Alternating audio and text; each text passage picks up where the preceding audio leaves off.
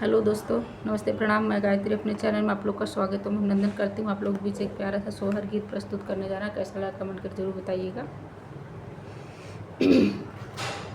के हो लगावाई तुलसी पेड़वा के हो नारियलवान हो, अरे सखिया के हो लगावई गेदा पेड़वा पे फूल बड़ा सुंदर, फूल बड़ा सुंदर हो। के हो लगावाई तुलसी पेड़वा के हो नारियलवा के हो नारियलवानु हो, सखिया के हो लगावई गेदा पेड़वा फूल बड़ा सुंदर फूल बड़ा सुंदर हो। राम लगावाई तुलसी पेड़वा लक्ष्मण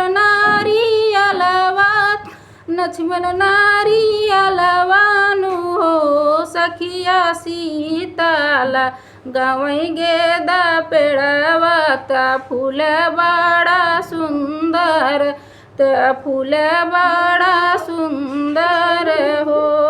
के हो गोड़ावाई तुलसी पेड़वा के हो नारियलवानु हो, के हो नारियलवानु हो, सखिया के हो गोड़ावई गेदा फूलवा फूल बड़ा सुंदर फूल बड़ा सुंदर हो।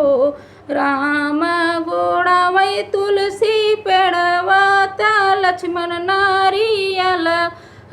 लक्ष्मण नारियलवानु हो, सखिया सीता गोड़ावई गेदा पेड़वा फूल बड़ा सुंदर फूल बड़ा सुंदर हो।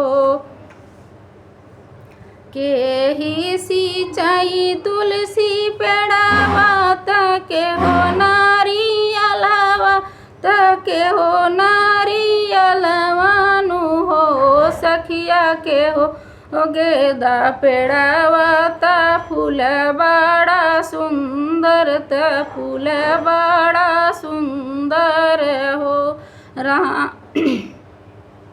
राम सिंचाई तुलसी पेड़वा